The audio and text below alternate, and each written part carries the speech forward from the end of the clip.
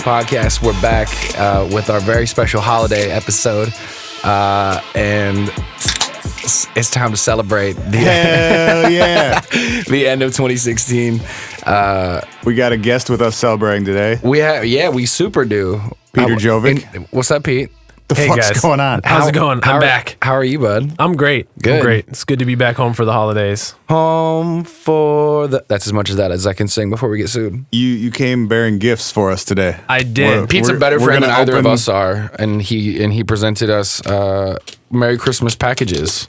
Open some gifts live on the podcast. I think that's a first. Yeah, let's do this. We got Please Be a Cookbook. Please Be a Cookbook.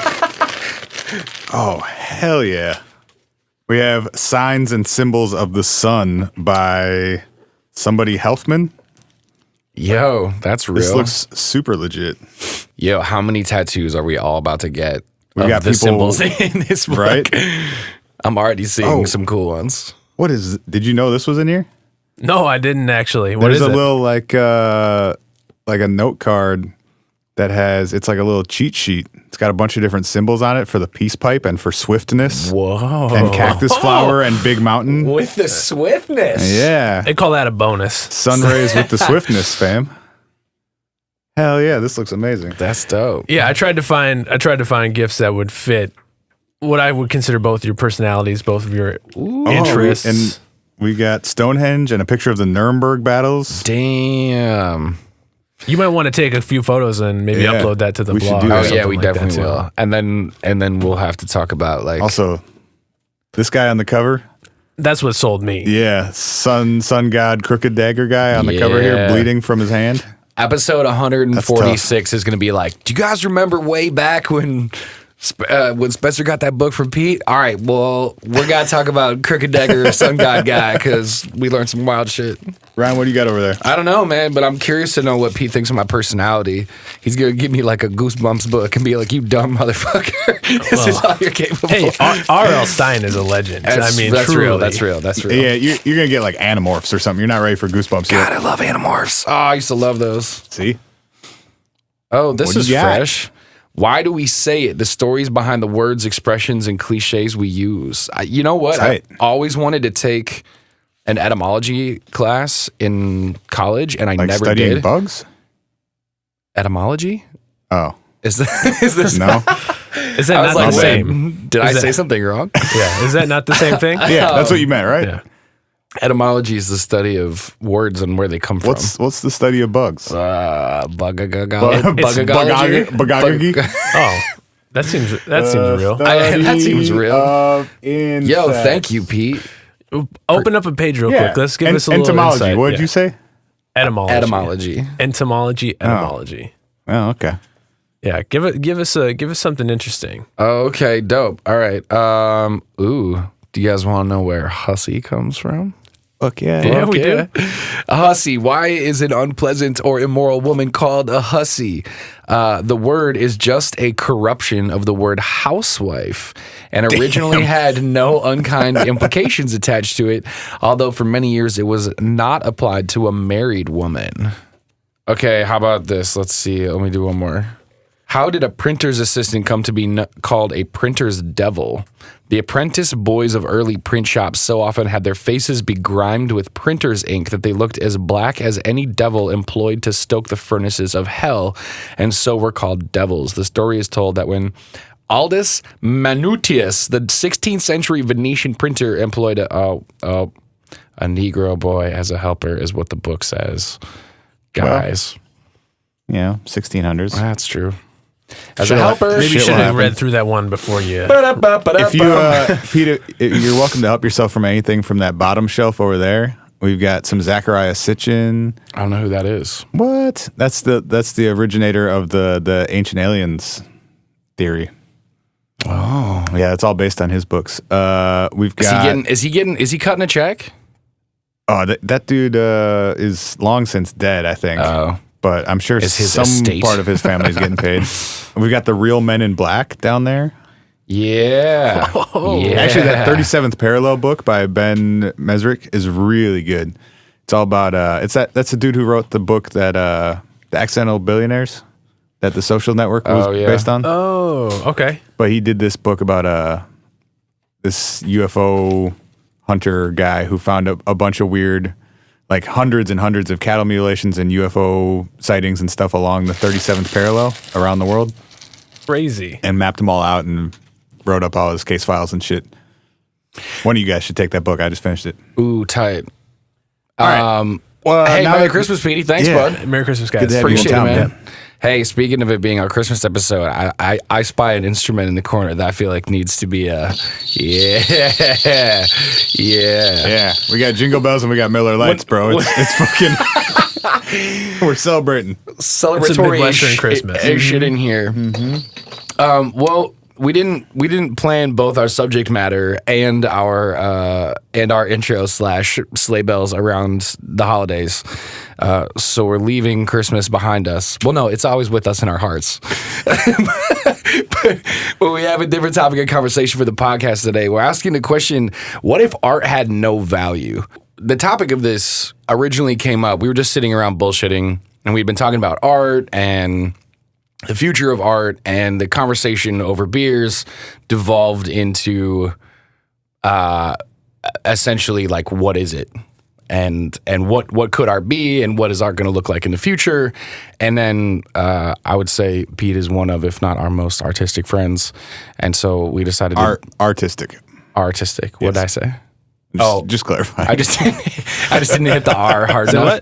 I just didn't hit the R hard enough. So I think more than anything, we should start with the definition, right? I mean, we should actually have a definition for art.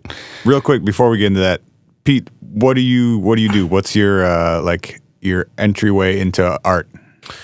Well, I'm a visual artist. I work with video, photography, graphic design.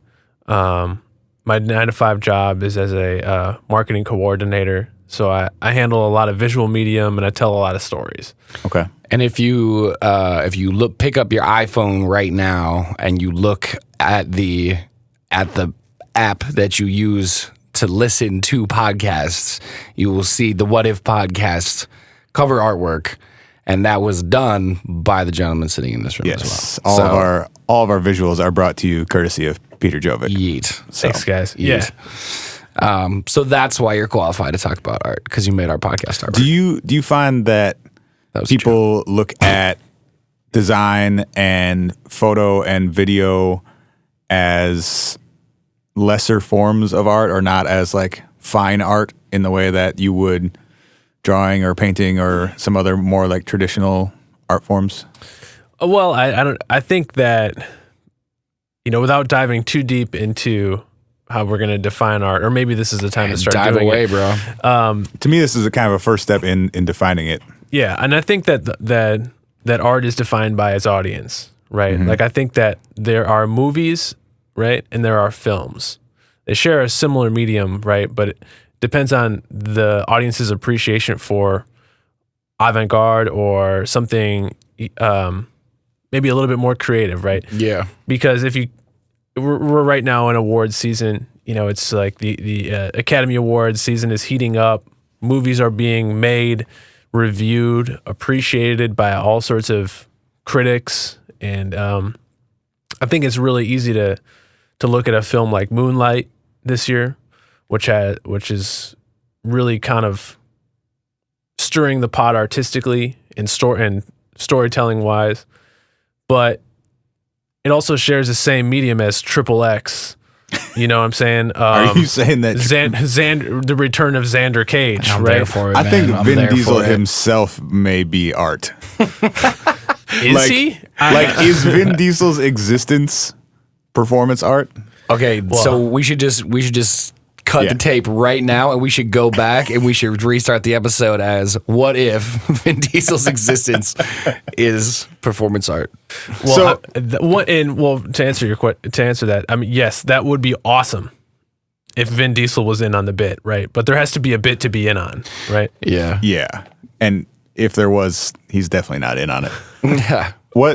Backing up a step, how do we define art and what is and what isn't, and what versions of art forms are higher or lower art. So I'm sure, Pete, you went to school for art, right? Yeah, I did. Yeah. So you probably have like an actual, well, you have a much more informed like thing in your head than anything I'm about to say right now. But this question is always really frustrating for me because I've always felt like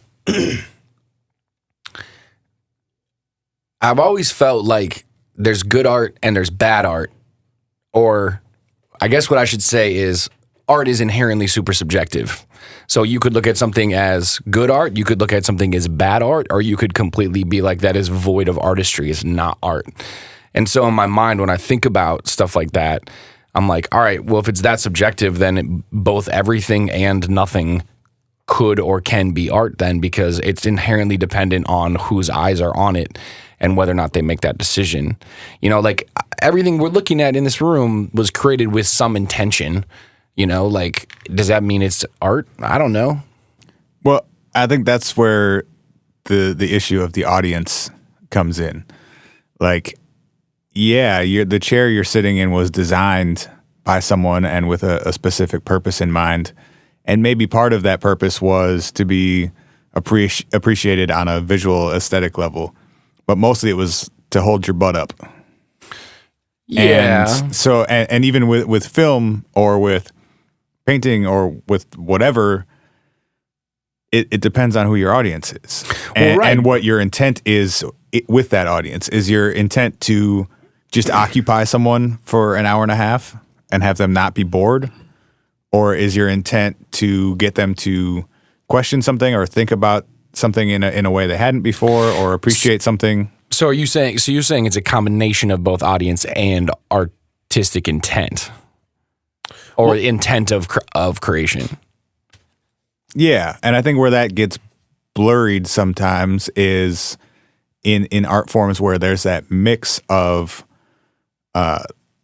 functionality with the object or the item that you're making. Like painting, I think, is inherently considered art, right? Because there's no other value to it. A painting can't serve any function in the way that you just gonna fucking look at it, right? Even you know, ceramics or jewelry or other, you know, derivations of that same art form, they can at least hold a glass of water, or they can make me look more appealing, or hold me up when I need to sit down for a while, or whatever. So I think it's a balance of what the intent is also. Wouldn't you say, though, that there are things that have been made with no intention that other people look at as art or artistic in nature? Yeah, and I think that's where the question of the audience gets really kind of messy and subjective too, because even if I, as an artist, intend for a certain audience to experience my work and to get something out of it, they're still going to experience it based on themselves and their own personality and their own life experiences. And everyone, even within that audience that I intend it for, is going to take something different away from it.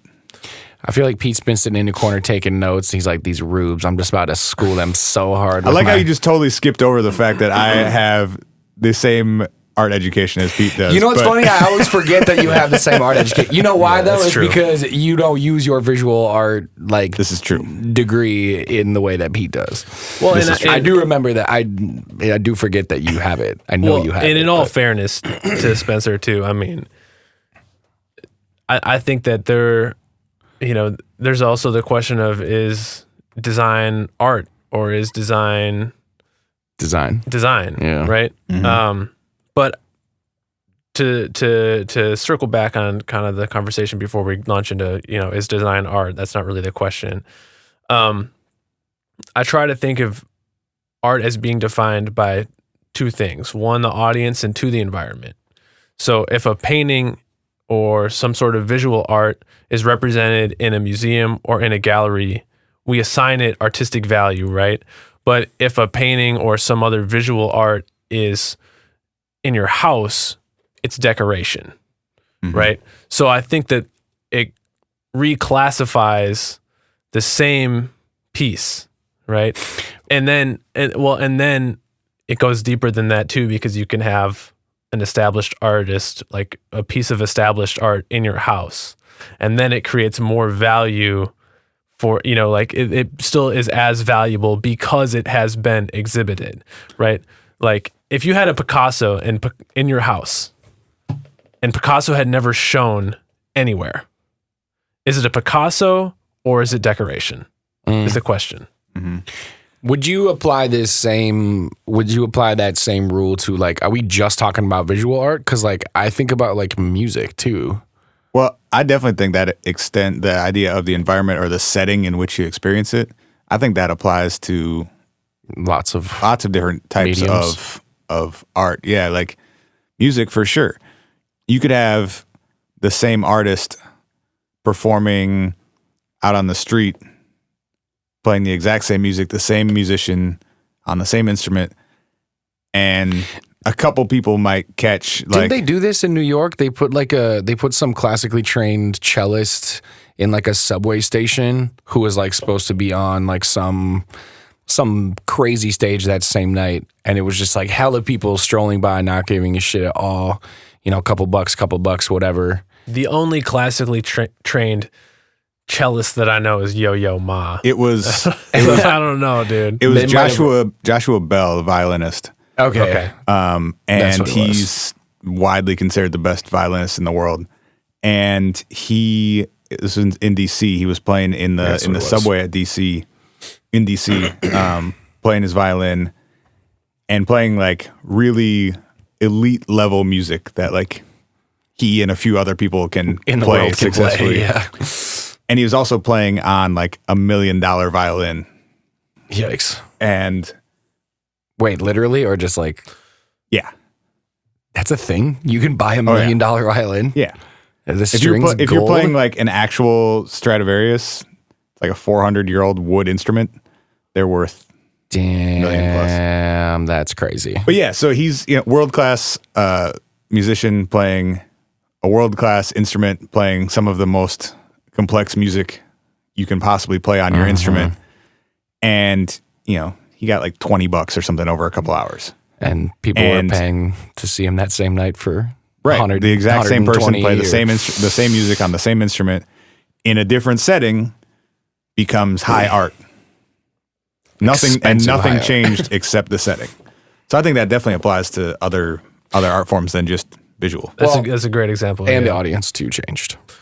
Maybe. So my favorite example of this question and the question of like, what is art? How do you define it? Why is it important? Is a guy named Henry Darger. I don't know if you're familiar with him at all. Not me. I'm not. So Henry Darger is the most widely known outsider artist probably in the world. What do you mean when you say outsider artist? An artist who was making work without the intention that we know of for it to ever be shown. And there's a great documentary about him. It's called In the Realms of the Unreal. It was a documentary produced by PBS. Okay. We'll link to it in the show notes. Yeah.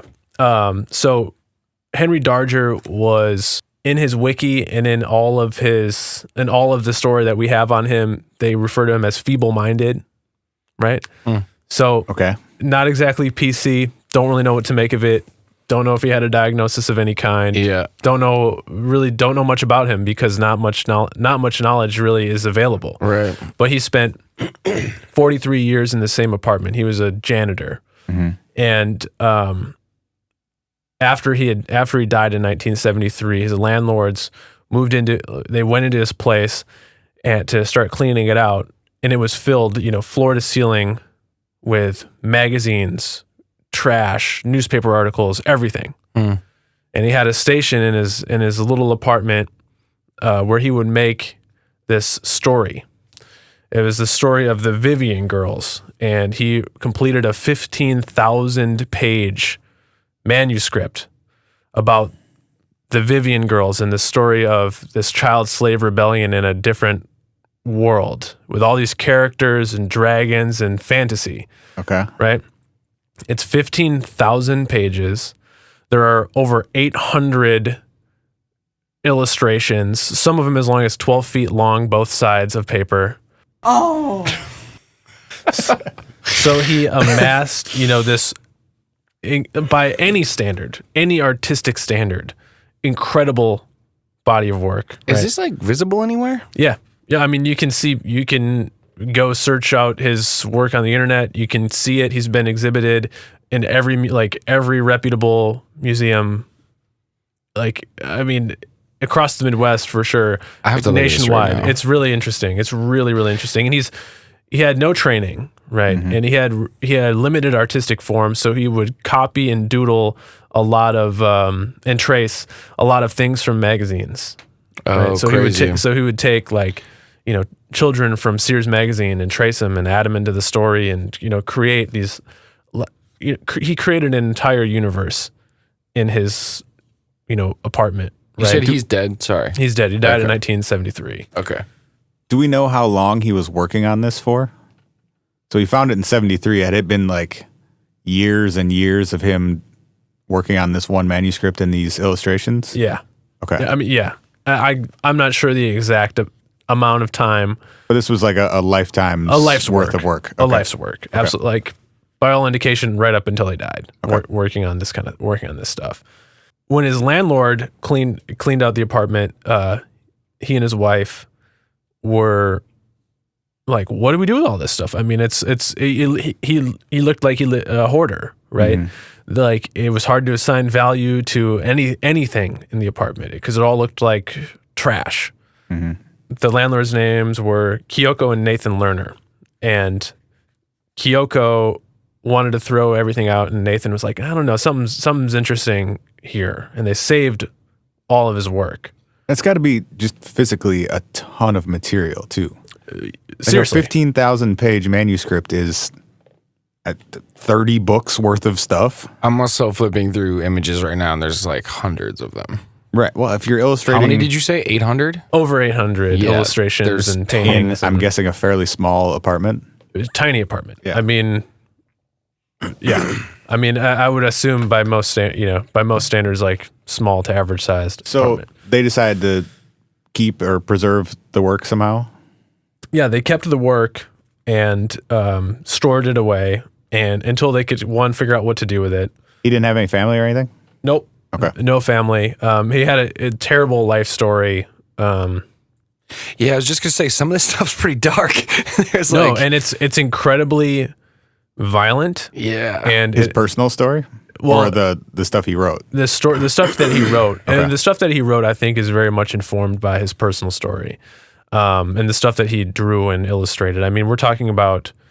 I mean, it's the book is about the Vivian girls, who are children, who are being murdered, and it's the uprising of the Vivian girls against the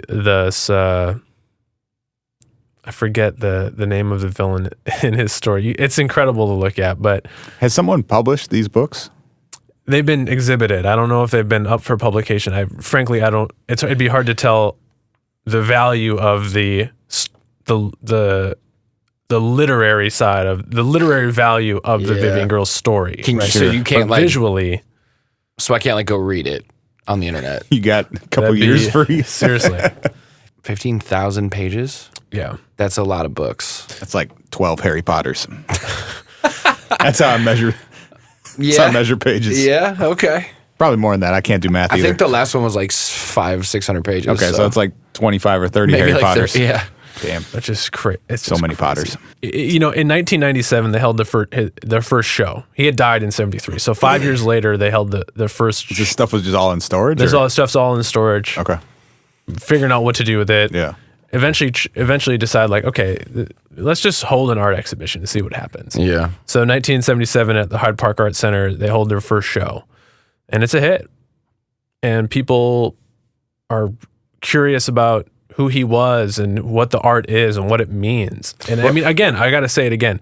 It's sometimes tremendously difficult to look at because you're talking about illustrations of child murder and child it's really gnarly stuff. I just put the screen down because the image I had seen was 5 kids with nooses around their necks standing on wooden blocks with like bricks tied to their feet, like in preparation for being hung. Right. I was like, okay, all right. Right. And so we don't know because he had died after his art had been shown, we don't really understand fully the intention of the story, the meaning of the story, the meaning of the manuscripts, the meaning of the illustration. No context. There's no context for any of it other than its visual worth. Mm-hmm. And we assigned high value on the visual worth of his art, right? And established a narrative for this artist based off of what we had available, which is the hermit, this hermit artist who has a lifetime of work available for us to dissect. That's a really hard thing to separate at some point too, though, because so much of what makes his work valuable in a cultural sense, not like necessarily in a monetary sense, but is his story and the narrative that we assign to it, whether it's accurate or not, and the what we can infer about this man's life from his work. And, because he was the value in a monetary and a cultural and in every sense of his work while he was alive was zero. No one even knew it existed. And if they did, they probably wouldn't have cared. It would have been like, it would have been the weird ramblings of this dude with a disability. Yeah. And we kind of have this tendency to, for whatever reason, increase the perceived value of something increases once the person who made it is gone. 100%. And because we can't get more. Yeah, it's a finite quantity. It's finite quantity. I guess that's the question I was kind of getting at. Is like, why is that? Is it just because now it's limited, or does it make for a better narrative? Or why are we drawn to that? Why does that increase the perceived worth of a piece of art? I mean, to me, it's definitely the finite quality element of things, if they're only gonna press. But this dude made so much of his art that you literally can't even take it all in. Right. No one would ever read everything that he wrote, or probably even see all of the images that he made. So it's anything but a limited quantity. I mean, a good editor could get that down to like $10. Right, which no one would read still. Oh, come on. They're still doing series, like sci-fi series and stuff. I think it's definitely the narrative, and it's definitely the story. I mean, I think too, there's something that's so fascinating and curious about the artist that had no intention of legitimately sharing their art with the world. Like it's so counter to everything that we are doing today. I mean, take a selfie and like show off your outfit or whatever. Like, people want attention. So I think it's fascinating to like work your whole life and not necessarily be like, I'm looking for this to be seen by people. Do we know that he didn't want that audience though, or did he just not know how to access that? I mean, most people who make art, no one ever really sees it, or, not more than a handful of people, because it's hard to do. It's hard to promote your work, and the percentage of artists that become well-known is extremely small. It doesn't mean that those artists didn't want that.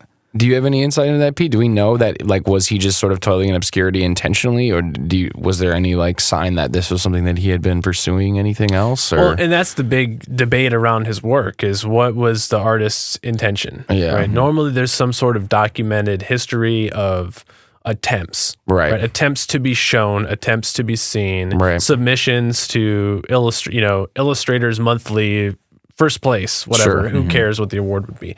But there doesn't seem to be any indication that he attempted to exhibit this work, attempted that, or even that he saw that it had external value, right? Which is so, sorry, I was just gonna say, which is so fascinating too, especially because now that he's become famous posthumously, I'm sure there would be editors or publishing houses that would be like, oh yeah, this is crazy.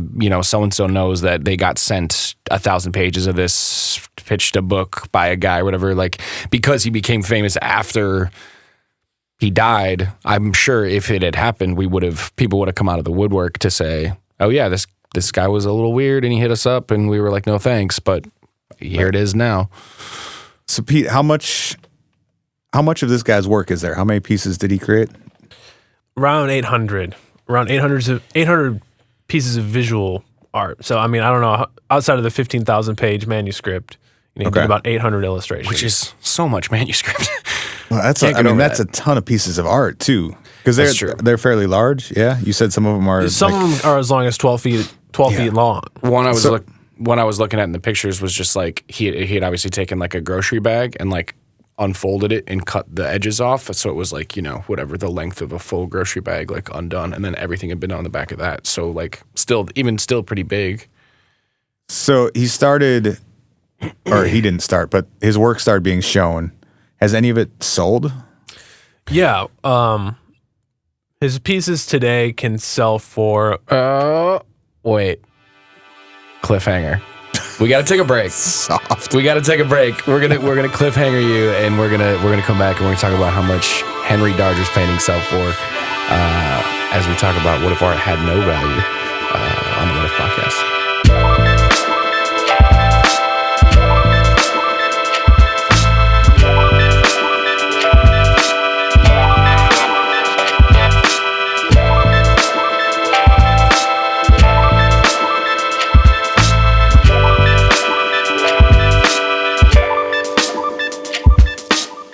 We're back on the What If podcast, and we're talking about art today with our artiste friend, Peter Gjovik. Show me what you got. Show me what you got, Peter. We crushingly cliffhanger people on the value of Henry Darger's paintings. Show us what Harvey? Henry? Harry? Henry? What's his? Harvey? Marv? What's the dude's name? I want to watch Home Alone. Henry. Wait, it's Henry, right? Okay. Okay, No, yeah. then you had me confused because I was like, wait, what did I say wrong? What does one of Henry's pieces go for? Obviously depends on the size. There's a lot of factors in valuing art, the condition, but $750,000, so about $750,000. Oh. That's and there's 800 of them? Yeah, I mean, and again, size, condition, shit. But there's a lot of value. Figures, yeah. You're six figures for sure. Who's getting that money? The landlord. No way. I mean, they would be the legal owners. Yeah, if he had no family and it was left on their property, even if he did have family, if he left it on their property, it would have to be, right? Who else would that go to? I mean, if he had family, I bet it would go there. It would go to his family, but the family would have to claim his work. Right. Mm-hmm. So I don't know. I mean, we're talking about a lot of legal stuff at this point that I'm not well equipped to talk about. The landlords who found his work have been auctioning it off. Yeah, and exhibiting it. Okay. And I don't know if they have since sold the collection in mass to a collector or sold it to somebody else, or a museum. Okay. Whoa.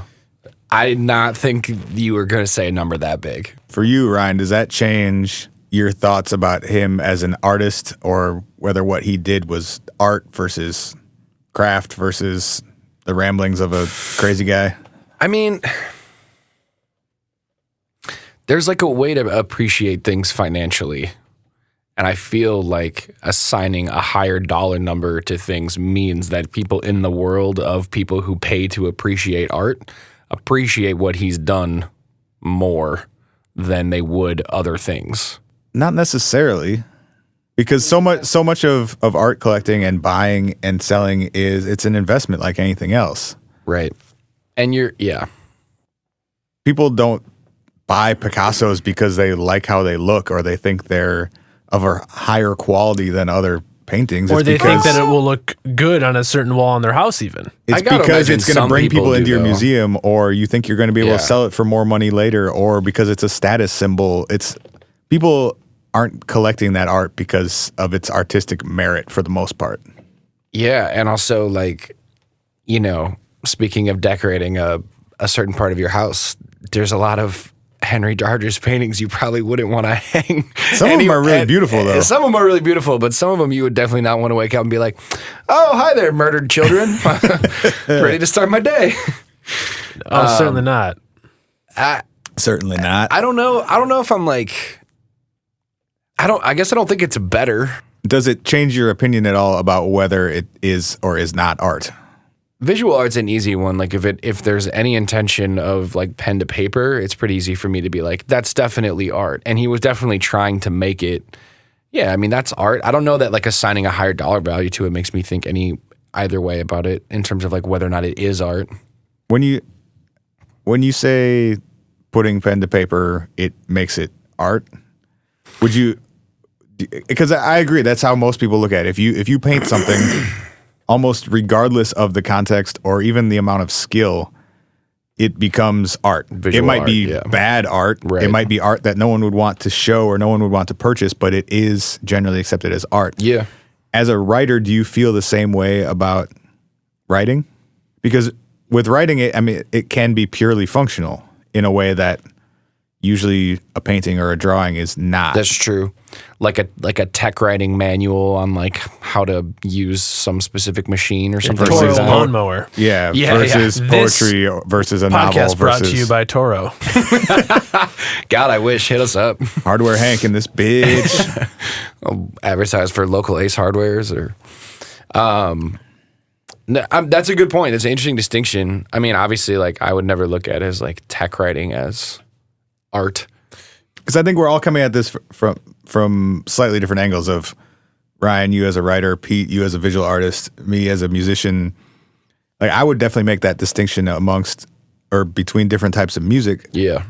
Like I'm not going to look at the Hardware Hank jingle in the same way that I would Mozart. You know, Right. like those are in very different categories, but the method is the same. Right. Yeah. Why So does it come down to the intent? Why is writing different than that? That's so weird to me. Because writing is so functional. Yeah. We rely on language in a way that we don't rely on music or visual art. I mean, that to me, that's the distinction. Yeah, no, I'm with you. I've just legitimately never thought about it before, which is probably not good podcast fodder because I'm literally sitting here thinking like, Let me ponder this for the first time while you listen to silence. I actually didn't know. I don't know what I think right now. Pete, you had your hand up. Well, yeah, and that was That's what we do to our guests here on the What If Podcast. We make them raise their hands when they want to talk. It's a pretty efficient way to It works. without interrupting. There's a reason we teach kids to raise their hands. That's true. Yeah, well, the point I was going to bring up, I think we might have covered it a little bit, but basically, like, what makes the Toro lawnmower guy, like, what makes his work less valuable than, say, like Pablo Neruda or something? Somebody who has like a really good grasp on lyrical language and meaning, and poetry is. Would you say poetry is literature's highest art form? That's a good question. Oh man, I don't know if I would. I think fiction to me is more like good fiction. I think can beat poetry. I don't know, but Where would tough. where would you draw the line, or is there a threshold for where writing becomes art versus just purely functional or primarily functional? This goes back to the intention thing, but then I'm already mentally arguing that there are things that get unintentionally written that I think are beautiful. That are like what was that website that has the book where it's all like shit that people have found, like notes that people like Post Secret. That's actually, it's funny. I was not thinking to Post Secret. There's another one that is like the idea is really similar, but it's all like found object stuff. So it's like people's shopping lists fall out of their pockets, or like a husband writes a note to his wife and puts it under her windshield wiper, and then like someone else picks it up on the street. It's all like pictures people take of like found writing and then submit to like a blog. I guess that's a really interesting example, because then you also have the way that those things are photographed. For sure. And the way that book is laid out. It becomes visual art as well. Yeah, the photographs themselves, but then also the way that book is put together, the way that, so you have it operating on different levels from many different people. The person who wrote it is not the person who photographed it, is not the person who did the layout. Right. Is not the person who picked it up and found some value in it, in what was there. Right. And I guess that sorry, just to rewind quick to answer your question, like that to me, in my mind, I go like, is there a threshold? And then I go like, yeah, it's the intention of, are you writing poetry or are you writing a manual? Like, what's the purpose of what it is that you're writing? But then I think about the husband who writes a note to his wife and leaves it under the windshield wiper that some rando finds and goes, oh my God, what a beautiful moment that's been captured in this writing. He recognizes some sort of artistic value in it, and so do other people. And he intended literally his wife to see it and no one else, and didn't have any like, so I'm continually like, I'm just arguing with myself as I go through the process, and then I don't know what I think or where that threshold may or may not be. To pivot for a second, can cooking and food preparation be art? And if it is, where is that cutoff? We talked about this last night, actually, when we were hanging out, eating wings and tater tots and drinking more Miller Lights. Artful jerk chicken wings we had last night. They were very good. But I was just thinking about that when you were saying the intent is ultimately what matters. Yeah. The intent, there's always a clear intent with cooking. For sure. Right? Someone at the end of it, someone is going to eat the food. And an audience. Yeah, that's your audience. Right. There's an audience who's going to consume what you have made. Right. But there's an infinite number of ways in which to do that. And an infinite number of ingredients and preparations and presentations, and there's skill and there's craft in all of that. Right. But the wings that we had at the bar last night, no one would consider art. So where does that flip? Well, and what causes that? I think that we've kind of been dialing it in over the course of this episode that it's that collectively we believe it to be intention, audience, and environment.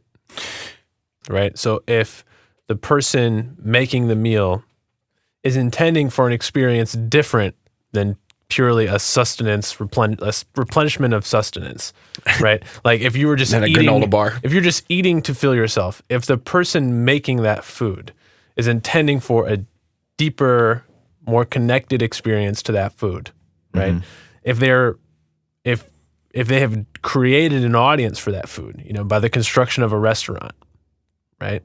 That is maybe more acceptable, like you are understanding when you enter this restaurant, there's an expectation for experience just by entering the restaurant, right? Yeah, true. And then that is again the environment, right? You are in an environment that is welcoming to an experience. So I think that's what that's what creates premiums, right? That's what makes $6 wings at the bar $6, and then you go to the Asian fusion restaurant up the street and they charge $15, right? Because there's an expectation. I feel you like with the expectation. And I do think that's a good line because it's like sort of setting the stage for this is going to be you're going to have an artistically curated experience. If you go to a spoken word performance, there's a single light and a single microphone and chairs are pointed at the stage. The stage is set for you to receive something that is intended to be an artistic experience.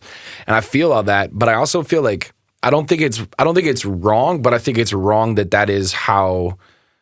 I think that'd be a wrong way for us to define it because I think so much art exists and happens outside of those rooms and outside of those places where they've been prepped for, like we've been prepped to have that experience. Art surprises me all the time, every day. I feel like I get, I feel like I see things and I'm like, wow, that's crazy, whether it's intentional or not, but I would assign an artistic value or merit to whatever it is that I'm seeing or experiencing outside of those zones. Like I don't just go to nice restaurants for artistically done food or just go to museums to look at visual art or just go to, you know what I'm saying? Like I feel like those things exist elsewhere too. We can't confine their reality by whether or not they show up in that world.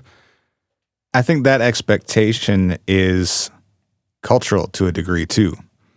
Like when I was in Japan, that expectation is set for every interaction you have anywhere.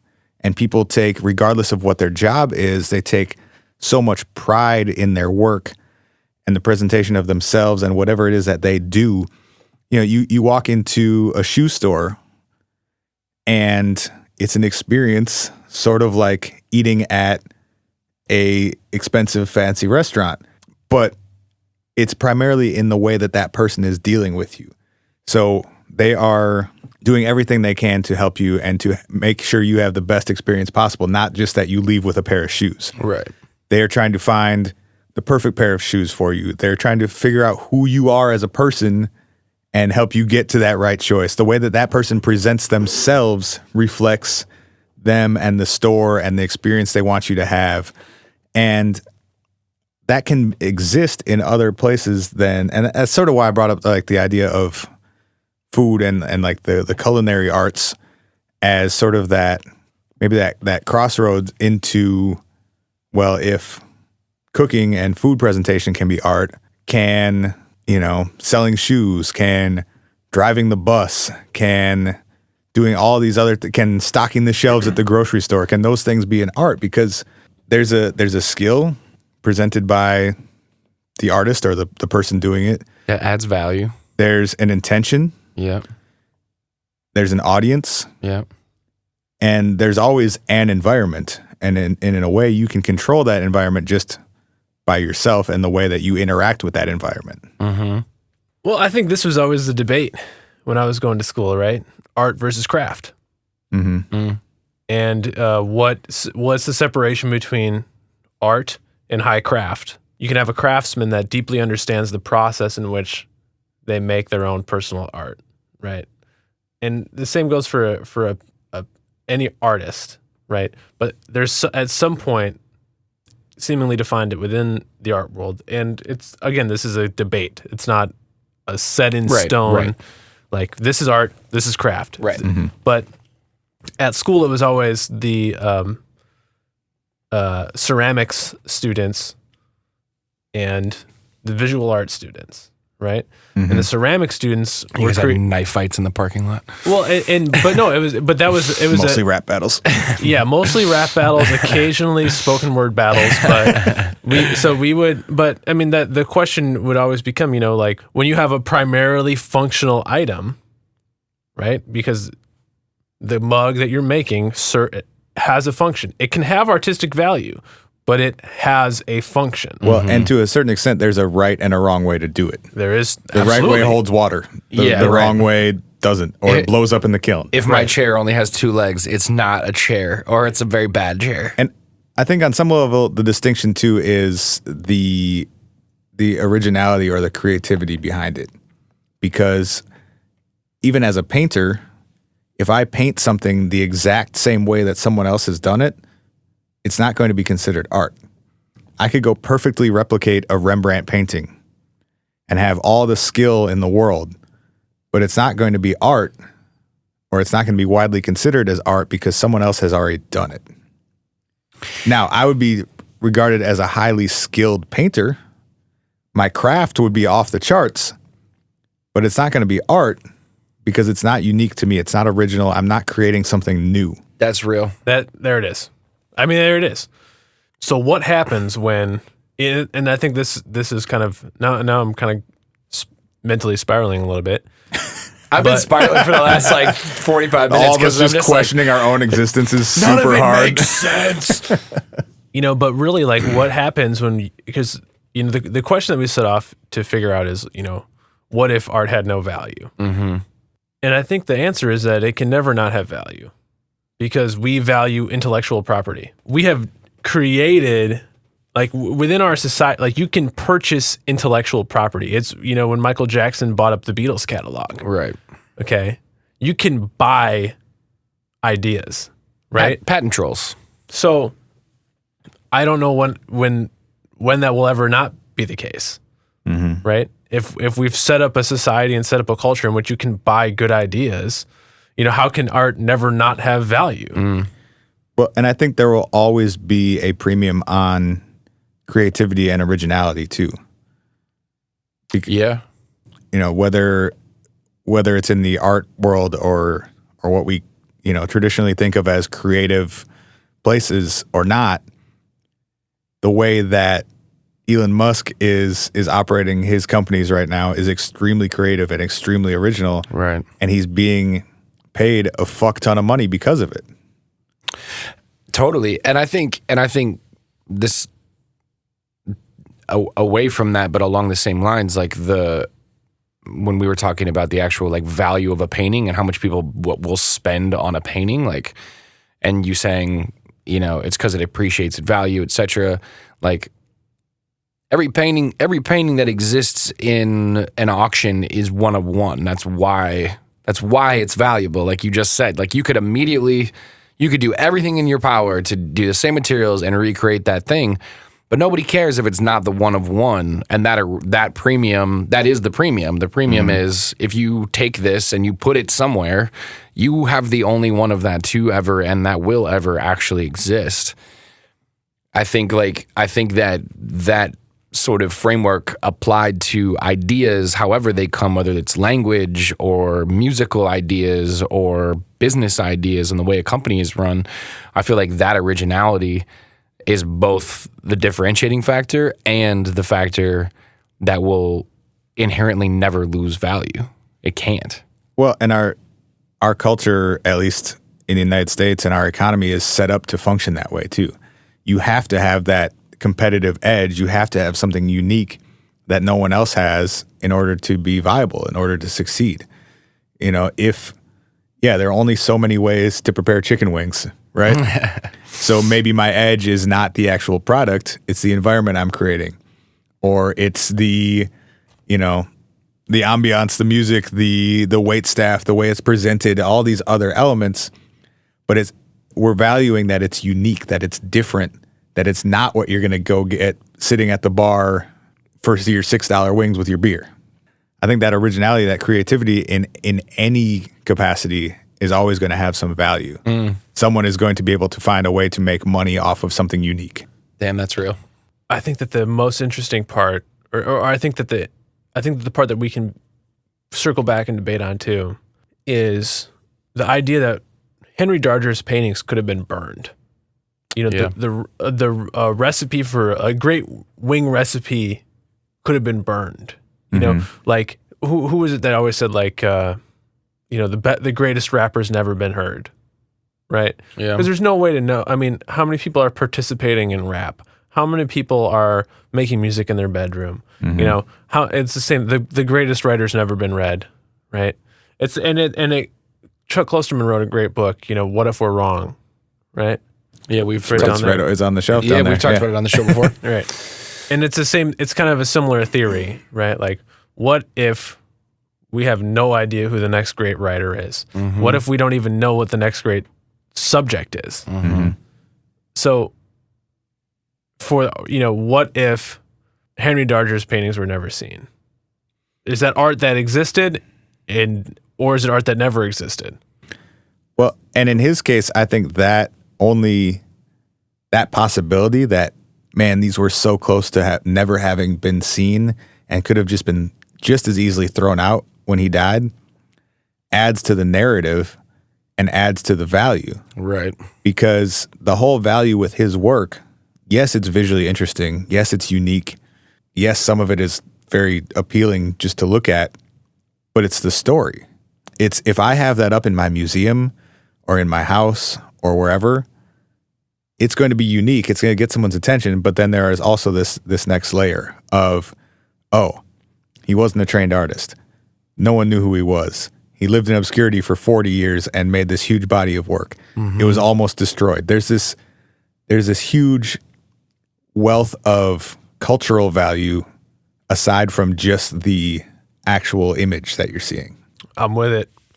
I mean, yeah, I think that wraps up the show. All right. See you tomorrow, guys. We figured it out. We certainly fucking tried. I think from three artists in the room, we should all take a little fucking faith and gratitude that our discovery was maybe art is always valuable. What if nobody Let's hears? fucking hope so. Let's hope so, because we sure all try to make a shitload of it. So what if nobody hears this podcast? Well, that's pretty likely. There's a chance, Pete. There's a chance. Pete, outside of whatifpodcast.com, where can people see your work and what it is that you do. Well, I run a small production company in Portland, Oregon with my two buddies, Ben and Ed, called The Good Camp. You can find us at thegoodcamp.com. And you can keep up with me on Instagram and Twitter, Peter Gjovik, Gjovik. Hell yeah. But that's about the best place you can find me on the internet. Petey Baby, thank you for Christmas presents. You're very welcome. I'm going to report back with new stuff. Help yourself to a book on the way out. Yeah, Sure will. boy. And get home to Portland safe. Thanks, guys. It's been fun. It's been the What If Podcast. The guy is